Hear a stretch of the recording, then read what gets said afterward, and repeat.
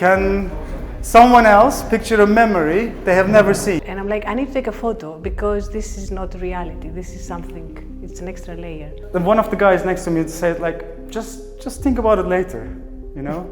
When you jump, and then you think about like, okay, I'm scared now, but you're already in the air. So he said something like, dreams are private myths and myths are public dreams. We have dark stories, and then you're like, you cannot save everyone. So sometimes you have to let go. So if you know what's happening next, if you have a like very strict plan, you may not end up with a good story. So for me it was this idea of you follow the light and your shadow follows you. If you're not there, you'll be always doing almost the same thing in your safe zone. You either break or float. So I decided to float. And it also gave me the freedom, like this is a full stop, but then it's the next. The next is a new sentence.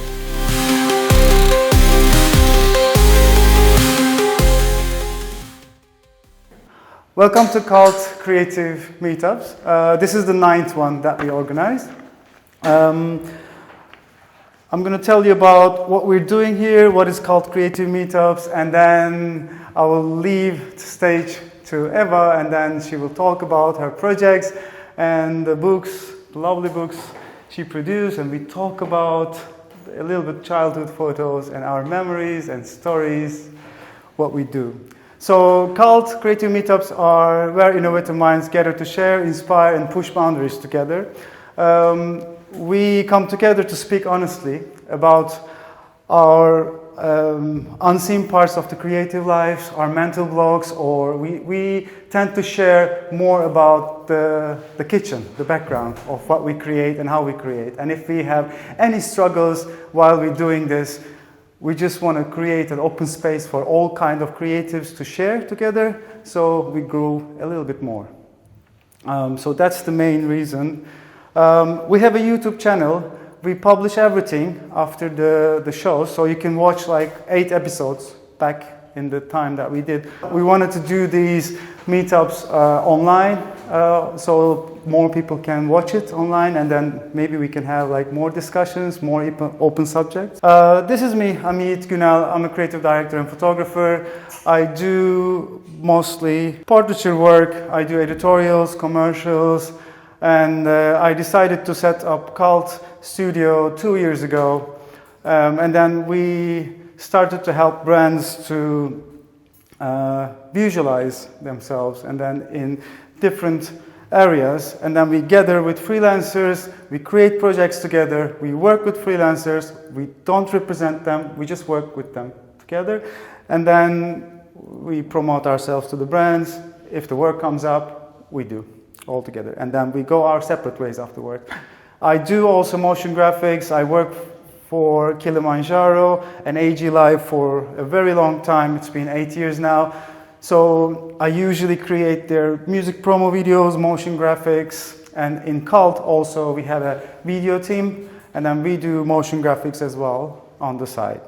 Okay, Eva Mutsaki will be with us today. Eva's a visual thinker who likes telling stories using mainly photography, photo books, memories, dreams, myths, and subconscious form of basis of her creativity and her artistic practice. Originally from small Cretan village, Eva was always surrounded by talented storytellers, old and wise women, and men who turned any story into myth and folk tale. So we have been friends over 26 years almost. Yeah. Almost 20. Since 2003. 2003, yeah, okay, 23. 23 years. Yes, yes, we are old actually. We met when we were so young actually.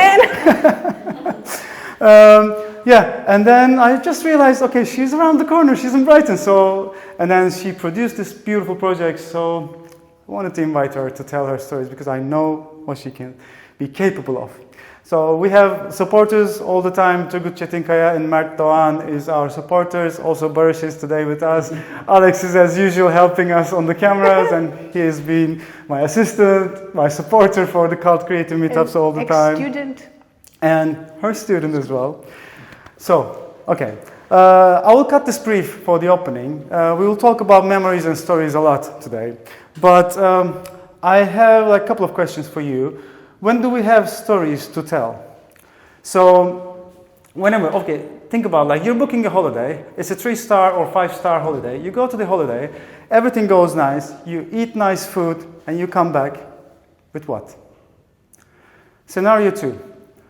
You book a flight ticket that the city you don't know, you have never been before, you went there, you couldn't find the place, you couldn't find where to eat, you don't know anybody there, you have to meet with people there, and then you have to push yourself, and then you come back home. Which of these scenarios you have more stories? Second one. Why? Because I think it's a paradigm of the tourism as well. So many times we don't really see the places. We already see them in the catalog or images on Instagram. Yeah. We already have a set idea in our minds, and we go there with that image, and we don't really see the places. This is one of the things. And in general, if we use this as a generic rule, whenever we want adventure, we don't want to see what's happening next. So if you know what's happening next, if you have a very strict plan, you may not end up with a good story. So writing stories, this as well. Another question, when did we give up going to adventures? So, illusion of safety, our relaxed place, it's always next to us. It's always a nice cushion there. We can always sit in our sofa. One of my favorite movies, I know that's a cliche, but it's from Hobbit. Bilbo Baggins says, I'll be all right, just let me sit quietly for a moment, to Gandalf. And the Gandalf says, you've been sitting quietly for far too long. Tell me, when did Dolores, your mother's dishes become so important to you? The world is not in your books and maps, it's out there. So we need to be out there to enjoy a new adventure. So this is one of the reasons that I like photography, because you meet a lot of people, you can bend your rules, you can learn new things, and then you can forget the rules that you know from the very beginning, right after the time you come back from a shoot or before you go to the shoot. So discovering, writing, photographing, or creating or painting anything, you need to risk yourself to be out there.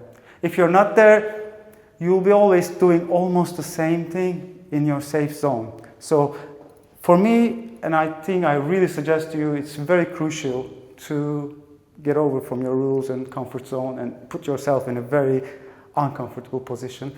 Like today, we're having this talk with the people that you don't know, and then we're going to be discussing this with each other soon. So, what is stopping us to discover more? What do you think? Yes. It's a spirit. He's a biker, I know him. So, anybody else? Fear of the unknown. Yeah. Why? Because if you don't know, why do you fear? It's strange, isn't it? It's maybe fear of rejection. Yeah, could be. Putting yourself forward and then being rejected. Yeah. We're scared to do that. What do you think, how we can overcome this? Just forcing yourself to go out without friends. Yeah. I think. A little story from my childhood. I used to afraid from heights, and I'm still afraid, but I used to deal with it. But the thing, I think I was 8 years old. I was really scared to jump to the sea from the, high yacht or something in the boat. And then one of the guys next to me said, just think about it later, When you jump, and then you think about okay, I'm scared now, but you're already in the air, so you're going to fall down to the sea. It's okay. So this has been one of my mottos. I always jump first and then think later sometimes. So I have another question for you. Can someone else picture a memory they have never seen? This is one of the questions, because the memories are fading, as soon as they happen in our lives.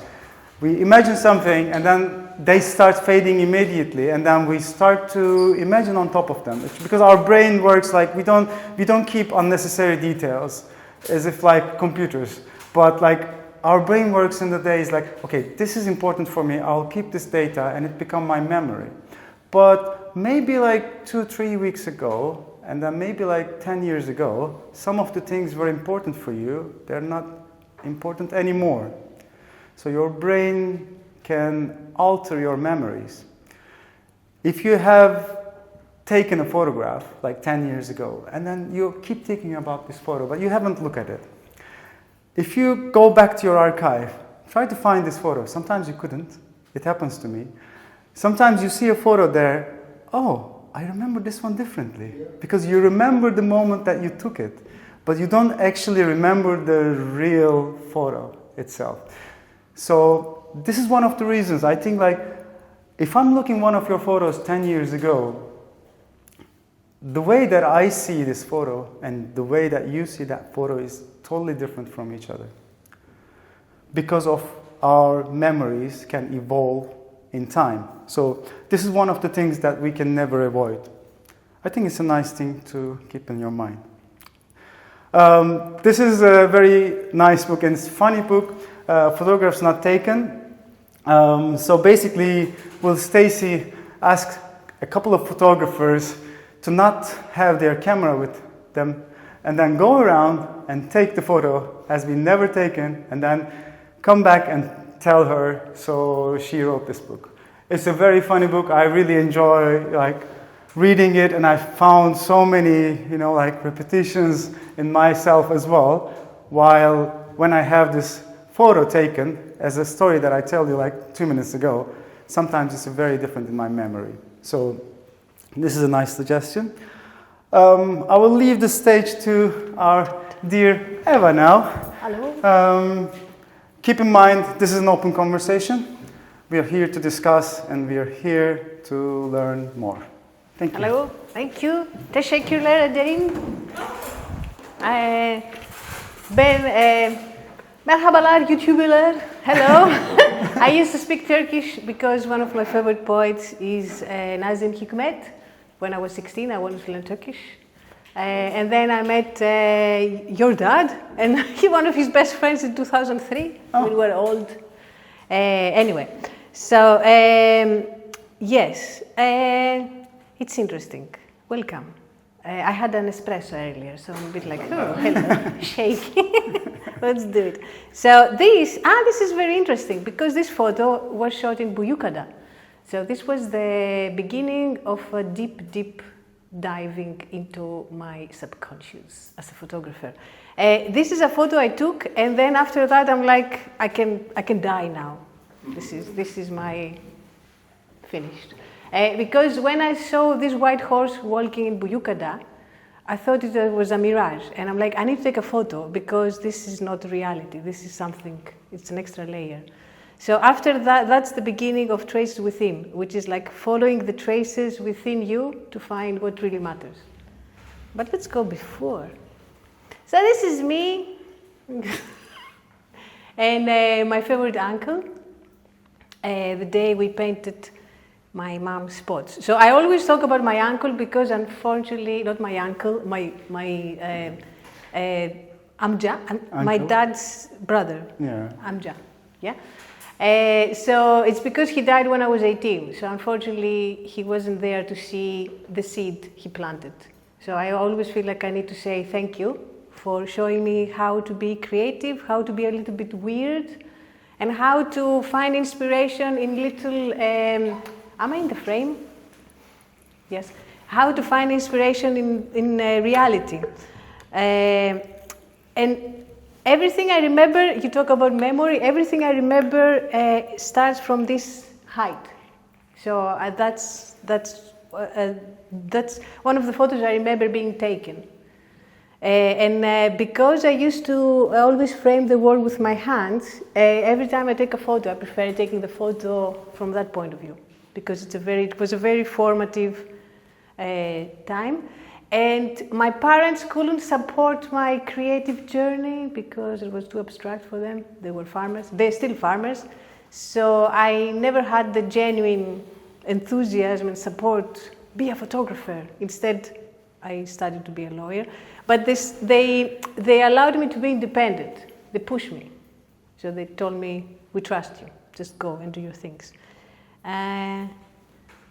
I always start with a bit of childhood because I think that's eventually, oops, we talk about age. So I was born in the 70s.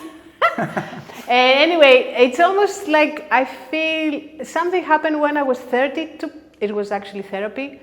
And then something happened when I was 40. And now something is happening now that I'm nearly 50. So it's like I feel I go back full circle. And I go back to that little kid and say, come on, let's explore the world again. And this is, I owe a lot to my creative uncle, like my Amja and Daim, both moms and dad's brothers. But I also owe a lot to my grandma because she was the one who taught me how to be in harmony with nature. And I think, I don't know about you, but the more news we see, the more devastating everything becomes. So I need to hang on something and find hope. And I think I go back to what made me happy and creative and curious. And that's nature and stories. And that's my aunt, and you can see I've copied her hairstyle because she's still cool. And she was the first one who studied. And I realized from a young age that the way out from the boring village, which was also my sanctuary, was books. So because I couldn't say everything that was in my head, I know it's a YouTube, so people will see it, and then I will be like, shit, it's too many things. Anyway, I keep a diary. If you want, you can read my diaries. You're not going to read my diaries, so everything is there. But then also I started reading mythology because what else can you do in a small village, apart from interact with people, but also read books. And when I read this from Joseph Campbell, if you don't know Joseph Campbell, go and read him. Yeah, come on. So he said something like, dreams are private myths and myths are public dreams. And I'm like, wow, this is such a deep sentence, because it's true. It's for me, when I read mythology, I see it, how do they call it, comparatively. Like there's this, one of the books is called The Hero with 1,000 Faces. So it's almost like the myths are repeated. It's not like Greek myths are unique or Hindu myths are unique or Australian native myths are unique. We all have the same questions, the same needs, the same questions, and we are all looking for somehow the same answers. So since I was little, I kept reading mythology and Greek mythology. I don't know if you know some of them. They're really horrible, really scary. I realized it now that I have a 6-year-old and a half, and I'm like, oh, I'm going to introduce her to Greek myths. Oh, rape. Oh, abduction. Okay, killing. Okay, war. Oh, nice. But then I'm like, the books that exist now are too soft. Glitter and unicorns and fluffy and puffy and all these things. Like, I think kids need to know a bit harsh reality, because the myths and the folk tales and the grim stories and all this kind of horror movie for kids, they need to exist, because then they prepare you for life, because life is a shit. Full stop. The end. Bye. No, anyway, so when I still remember as a 6-year-old, I could read really quick because I attended primary school where we were all ages, so I was bored and I learned how to read, I think by the age of 4, something like that.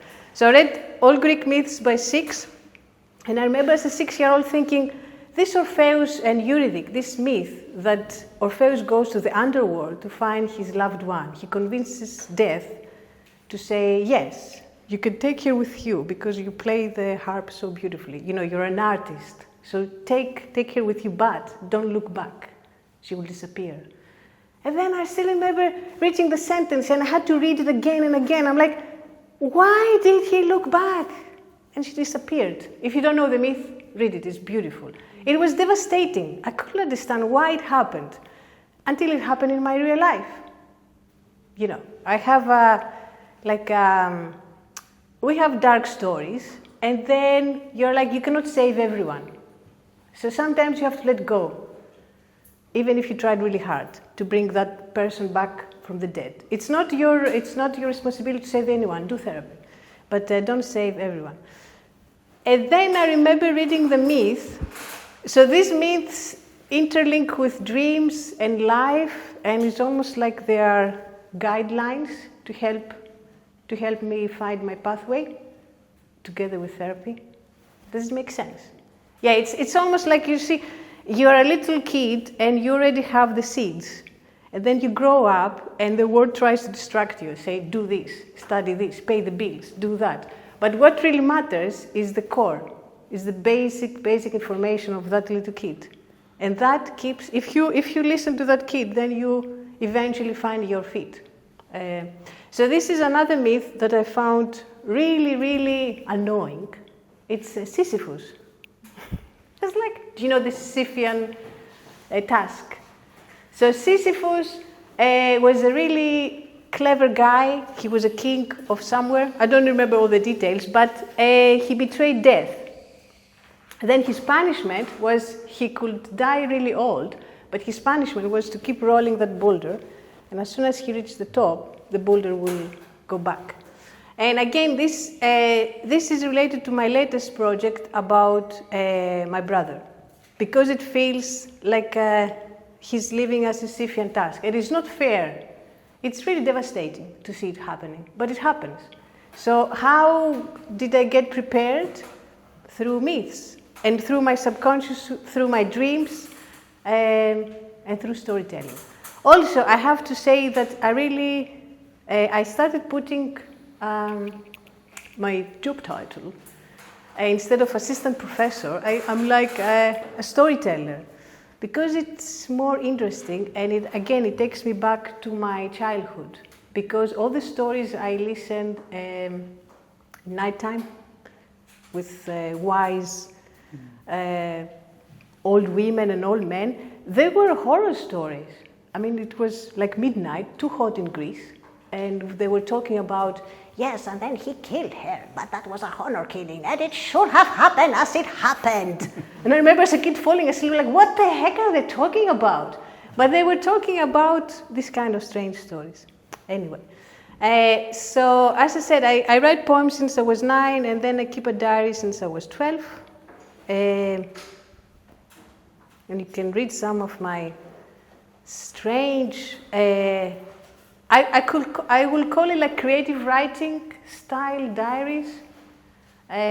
These were translated and I gave them to my graphic designer because I wanted to give her an insight of what the project traces within. Remember, the white horse was about. So for me it was this idea of you follow the light and your shadow follows you. So I remember walking one day on a Greek island and I could see my shadow. And I'm like, you think you follow the light, but your shadow is still there. Yeah. And then there were some things that helped my designer come up with the idea of the book that there's no beginning or end. So for me it was important for her to see this. So these are also part of my diaries. Does it make sense what I say? I always ask. Does it? Yes. Yes. Okay. So these are my, this is like poems. I have so many poems, but as you can see, Greek is a difficult language. Does it?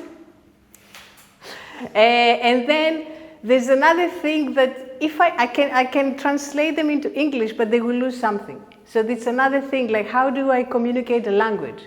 Or for example, when I speak Turkish, I just get so, you say, mashallah, and you cannot translate that. It's like, oh, that's lovely. It's not mashallah, it's or like inshallah. Or you say, boş ver, çay içelim.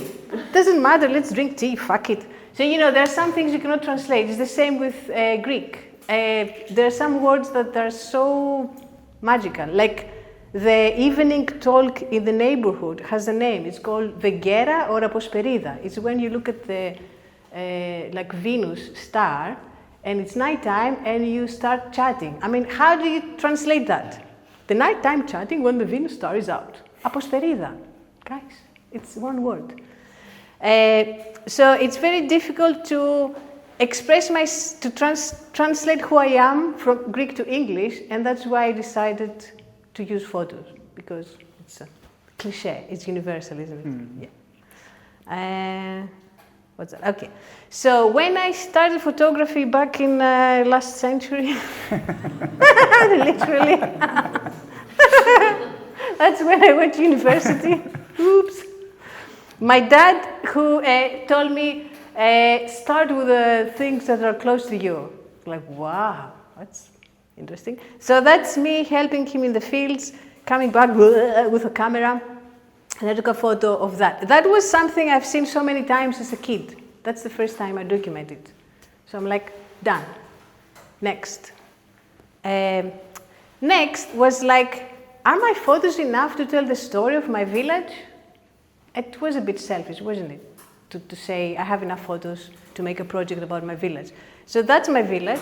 And then I decided to start scanning the photos, the family archives of other people. So I then accidentally became the archivist. But that became haunting, because then I got like even heavier. My memories, their memories, the memories of the memories, and then it became like never-ending project. And I remember when I took this photo, this is where I used to climb. I used to climb on the roofs of the houses with my brother. I don't know how I'm still here or how I survived, but I remember when I took this photo, I'm like, this is a self-portrait. This is my cat, but this was me. So she is the observer now, because I used to love being there and just look at nothing really, just feeling that I have some control, I don't know, yeah. Maybe copying my cat, because I used to have so many cats. And yeah, that's I think if you're beginners, start from something that is close to you. If you're advanced, do the same. It's the best advice ever, actually. Yeah. And this is my village. So one of the problems I have now, after being in the UK after like 18 years and after the pandemic, is that it's too expensive for me to go back. So every Easter and summer, I go through a deep period of grief. It's like, it's impossible. Especially now that we have a daughter, it's like, do I book 3 tickets? Do I go on my own? What do I do? So I end up not going to Greece, and it's devastating. It really hurts deeply. And it also hurts me that most of the people, so the project Draconians, the full title is called, most of them are dead, some are still alive. And it's becoming more and more true. The title started like a joke, like, ha ha ha, most of them are dead, some are still alive. But now most of them are dead. So I have more friends and relatives there than in where you know, around. And the other thing is all this mass tourism is actually destroying my country. It's destroying Italy, destroying Turkey, Spain. The wildfires you see on the TV and on YouTube, they're not just wildfires. It's not just climate change. It is climate change. The hot weather doesn't help, but there's plan. It's planned to develop more villas, have the local mafia benefit, the government. It's so corrupt. That's why we're here. I mean, our countries are beautiful but corrupt. So sometimes I may go off topic, but I think it's all related. Yes. So this is again a childhood memory. I remember this is when they make raki. So it's 2 o'clock in the morning. I took this photo. And when I took this photo, I'm like, ha, cheeky Mickeys. They used to give me alcohol when I was a kid, because I remember being a kid and seeing things blurring. Just getting drunk. I mean, it's very, I don't know about you, but it's very normal. Ella, Vagilia Padimu, drink some raki. Yeah, it's good for the throat. So anyway, it's, for a kid, it only takes a little sip. So I remember being, and also, I guess I was sleepy because it was midnight. So when I took this photo, the mystery was solved. But then it was also this idea of, they were singing, they're amazing. They have amazing resitica, like folk music. When I took this photo, again, I captured a magic moment. You know, this kind of hey, it's midnight, who cares? Raki, da da. And it's, yeah, really, truly magic. And this is my mom in the sea. So again, this is a memory, you know, my mom teaching me how to swim. I'm not a good swimmer. I can see my daughters learning this, you know. I just do this, but I can float. And the main thing she taught me is, if you're in danger in the sea, don't worry. You can float. Just let go. And I float. And every time I do it, I mean, no matter how many times I do it in my life, I feel like so grateful to this advice. Just float. It's fine. Don't worry. Nature is wise. There is salt. It will lift you. You're not going to sink. If you panic, you will sink. And I think it's the same like nowadays. If we panic with all this distracted, like horrible information we receive, we're all going to float. We're all going to go to hell. I mean, not hell, but you know. If we lose hope, what's the point of being alive? So float.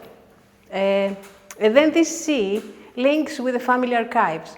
So we don't live by the sea, but that's a school trip. And all these people are now 70. I mean, we're still young, come on. We're so gent. Yeah. So all these people, this is a photo that I want to do something, like maybe make it massive and grandkids of these people can draw and actually bring new life. So this is my dad, and this is the spelling of Dracona in Greek. And my dad is like a gardener, but he's also a seed collector. And some of his seeds are in the Kew Gardens, believe it. Do you know that? You know, Kew Gardens has a big herbarium. And at some point I collaborated with the Botanical Museum of Crete, and some of the seeds I took photos of and archived are now in the Kew Gardens, because my dad is a keeper of seeds. So this is amazing, because recently I had a conversation with my mom, and one of the lettuces he grows is a seed from the Second World War. So it's a seed that the Italians brought. It was saved from one of my best friend's aunt. Then when she felt she couldn't keep the seed going, she gave it to my dad. So it's like an 80-year-old seed that is still active. And this is important. I think seeds and hope, it's important. And then again, another thing I miss as a Greek who lives abroad. So where's this topic of I don't know, childhood and memories. Anyway, it's this idea of interconnected lives. So this is a childhood friend. I haven't seen her for a while because she lives in Brussels. And it happened that we were together in the village. So my summers were just playing with her a lot. And it's the first time I met her kids. That was before the pandemic. So we haven't had a reunion since then. But it's a really beautiful moment where we used to be the kids and now we're the adults and we still meet. And it's magical. So that was my school. in the village. That was you? That's me. As you can see, I was always absent. I was daydreaming. That was the last year that the school was open. Then we moved to a bigger school, but that was not. That was a bit traumatic for everyone. 1988. Yeah, I was 10 then. I've aged well, you have to say now, whoever said that. The other crazy thing about interconnected lives and stories is that he was a young teacher back then, and then he became director of the primary school that they took the kids to. So it's like, that's insane. So when he finished his career, he ended up with the kids he taught. It's insane. It's beautiful. And this is one of my childhood memories. The smell of lemon. I don't know about you. Do you miss lemon? No. You don't. No. Okay. But yeah, I guess you're Istanbul. You're more like a city. Yeah. For me, I'm a Cretan and I'm proper, farmer. So for me, the very act of going out and cutting a fresh lemon is still. So whenever I buy lemons, unwaxed, organic, ethically resourced, whatever the fuck they call them nowadays. Do you censor things? Don't mind. I'm like, that's not organic, bastardi. This is organic. This is Adonis. Toot toot toot. We used to. So that's the neighbor's lemons, but it's okay. We gave him tomatoes. He gave us lemons. But this is the pure taste, because I think another thing with memories is, the taste and the smell takes you quicker than any words or any photos. So the Draconians project finished when this, who is Erasmia and is one of the key characters of my village, couldn't recognize me. So when I took a photo and she said, "Who are you?" And that was devastating, because she didn't have kids, so I was like her bonus grandkid, because she was just a neighbor. And her husband had died, and as you can see, life moved to that side. Everything moved. But she couldn't recognize me, and I found that now her house is sold. But the good news is that it was bought from a local farmer, and it's being renovated. So there's this thing of keeping as fewer Airbnbs as possible because you need farmers to prevent the fires. How are we doing with time? We're okay. We're okay, yeah. So the Draconians, I have this imposter syndrome and slow progress. So this is a design I made, 6 years ago for the book. So Draconians, most of them are dead, some are still alive. And the reason it looks like an alien typography, but it's actually because Draconians with C is an alien race.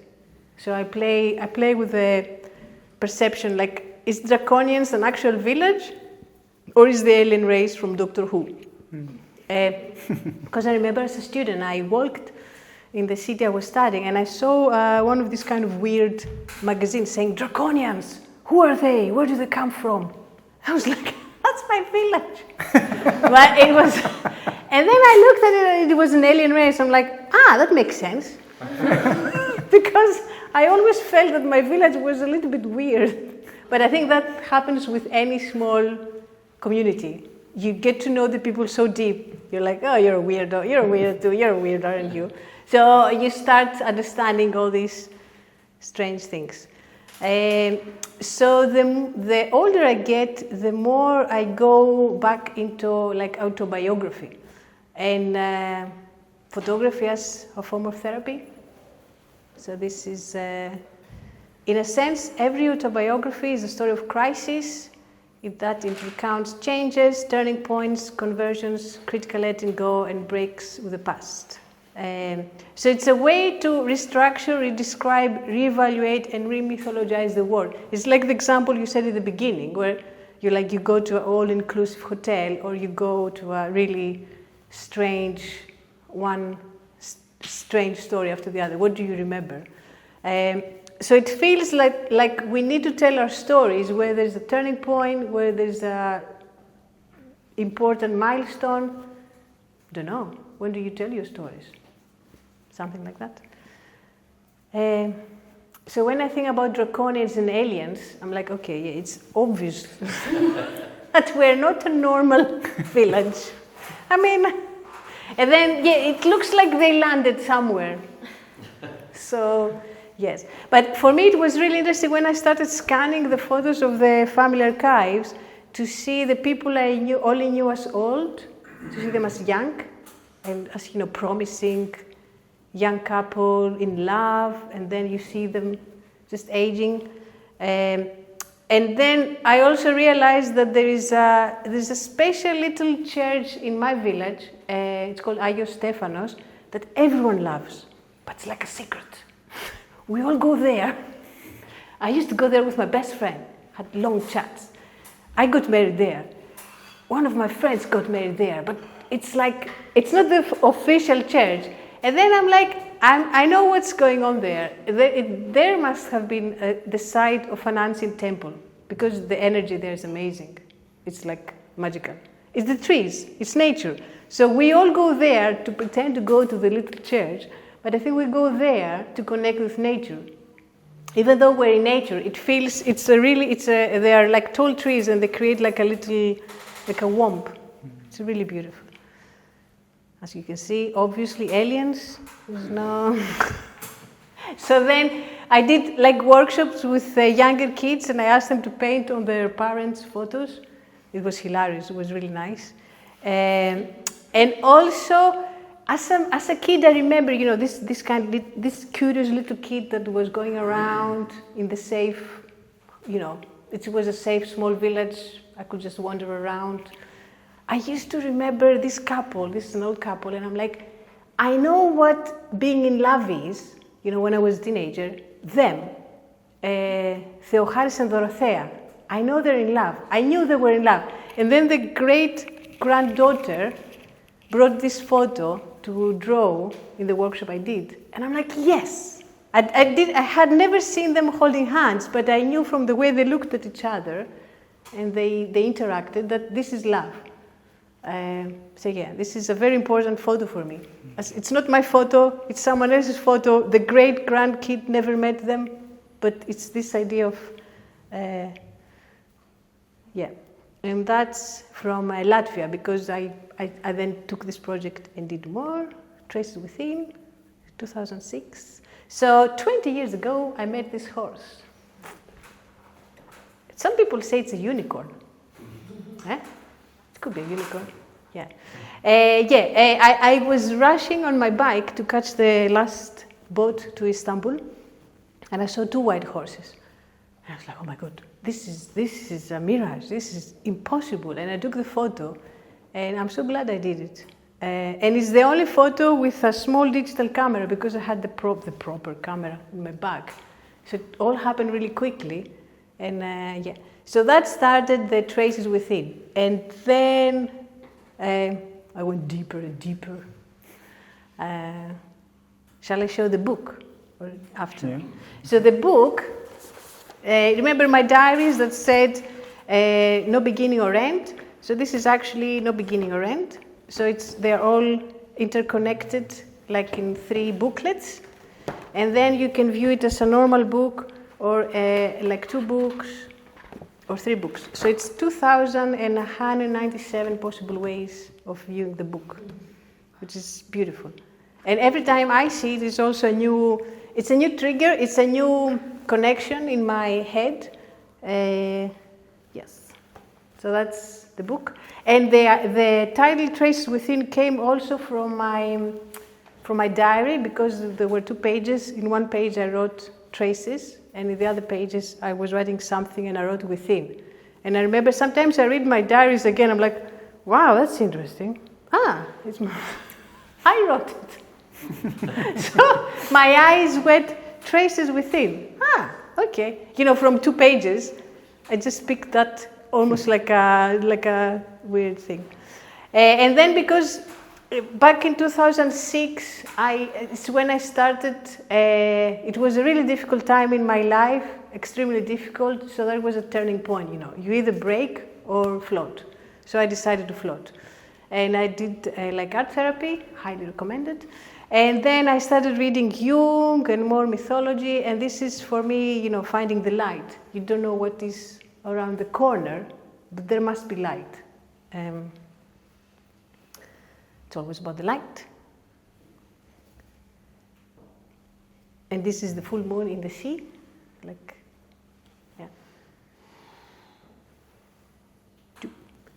or the full moon. I want to make this as a big wallpaper. Yeah, it's actually. The one before as well.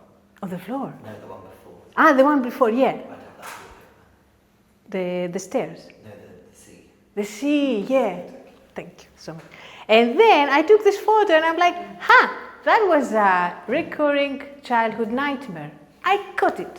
I visualized. That was the exact nightmare I had. I think I only slept twice at my grandma's house, and the doors were like do-do-do-do-do. And I had this nightmare that a big wolf was attacking me. And then that nightmare kept coming back, even though it was not the door. I think, I was scared So when I took this photo and I scanned, I'm like, yes, now I got you. So again, it's this kind of strange subconscious dreams and myths, because that if you ask 100 kids from all over the world, 95 of them, they will say, yeah, I've been changed by a big bug wolf. So it's a recurrent, yeah. Huh? Like a cave of Patmos. So that's another one of dark and light and shadows. But there is something, I think with Traces Within, I fell in love with this practical way of shooting, like go out, no plan, with the mist, dark, Fujifilm 200, push it to 400, develop it to 200, done, scan it. So it almost became like my identity. And then I felt like it was becoming too comfortable for me. I'm like, okay, now what's next? Come on, okay, when does this stop? And I think I decided to stop in 2020 and make the book. I'm like, now you have to stop, come on. So many years. But it gave me that this is the introduction for my other books. So it gave me a landing where I now have the duty to make more books, if that makes sense. And it also gave me the freedom, like this is a full stop, but then it's the next is a new sentence. And even though there's no beginning or end, the last photo of the third booklet is this one, and I call this the Phantasmagoria. So it's where you're like, did I dream of these images? Did they happen?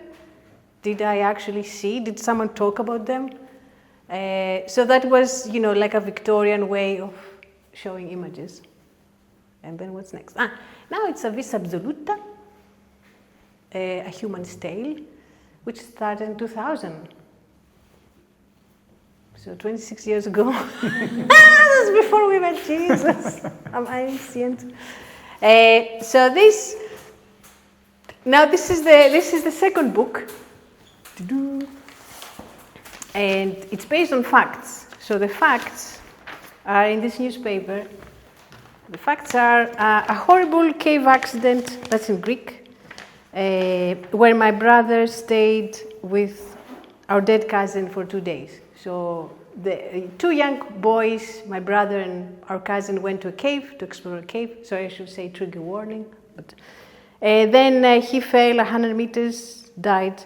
My brother went to help him. When he realized he's dead, he stayed 2 days. He couldn't actually find the courage to come out. And then back in 1944, my granddad became a prisoner of war in Mauthausen and Steyr, and he was liberated from Gusen. And I knew that he survived, but he had a good story to tell. So this is like recently digitized from Mauthausen archives. And this is, Second World War was, Nazis had one target to exterminate the Jews, but they also had another one which was, which hasn't been punished or as known, which is to sustain their business, to sustain the profit, sustain the factories. So what they did is they kept exterminating the Jews, but also started taking Italians, Spanish, French, Greeks to work as slave laborers. So my granddad was like a Greek slave laborer. That's the story. But how does my brother and my granddad story connect in a book? As you can see, the facts will eventually fade away, because that's the idea, the material. So, when you make a book, you think about the materials as well as the images. So the facts will no longer matter, because what matters now is actually the trauma and the shock of how does it feel to survive such a thing, such a horror? How does it feel to be Sisyphus in real life? How does it feel for me to go to the underworld to find the answers or to bring back the dead? Where is Sisyphus? Hold on. There is... this one. So, yeah. How does it feel? And for this book, I went a little bit... so I decided to print on demand, which is against my, my quality control freak. Because I wanted this DNA, I want this spiral thing to say, where does the story begin? Does it begin as a myth? Is it an actual person? Is it a dream? Is it like a fantasy? Can you add your science and a bit of hope? Can you add a bit of nature as a refuge? Can you know what happened by observing? That's me, the little observer, look at my brother. And then by looking at my brother's story and the suffering, I realized it didn't happen in 2000, it happened in 1944. The family heaviness started then, or maybe even before. So what I'm doing now is this idea of like family constellations. So I take a photo, I scan it, I pierce it, and eventually it becomes like a constellation. And that's like family therapy, family constellation. So it's me giving voice to describe what happened and also to give hope. So this is like a photo that doesn't belong to me. So as I said, this book is like a total different path from Traces Within. Most of the photos are not analog. Shocking. I'm very anti-digital. And I'm very you have to own your copyright. No, I don't know. I mean, you do have to respect other people's copyright, but this is a found image. But this is the exact feeling I have when I dream of my grandma, that she's a guiding hand. And that was something that my brother described in the cave. When he was in the cave for 2 days, he said he had lost hope, he wanted to fall and die. But then our grandma came as a guiding hand. And that moment I'm like, there is something weird shit happening here. It's like, this idea of protection. So again, I delayed this project because I wanted to go to the exact cave that it happened. But then I'm like, does it matter? It's just a cave, it can be any cave. So this is like a sea cave. Do you want me to stop? No. Shut up. So this is a sea cave in Sicily, and guess what? I used Photoshop and I changed the colors. This, 2 years ago, I would tell my students, you're not allowed. No, I will let my students be creative, but for me, I'm really strict. So again, Photoshop. This is a page from my diary. And this is a photo, that's why I said 1943. That's when my mom, and when she was 5 days old, her dad died. I mean, come on, you could not make up these things, this family trauma. And I think this is the end. Yeah, this is the end. So this is my dad. And my dad is a hunter. And that very fact that he's a hunter has traumatized me as a kid, because I used to open the fridge and it was just dead bodies. It was just feathers floating. And that's, for me, whenever a wildfire happens or an arson, there is a wildlife charity called Anima, and I send them some money because they save wild animals. And this photo next to my dad, this illustration, is because he killed one of the night birds. So when I used to write diaries, I used to finish all of my entries as a kid. Good night, night bird, see you tomorrow. That's it. And then we do this. I think I finished. Ta-da! Yeah.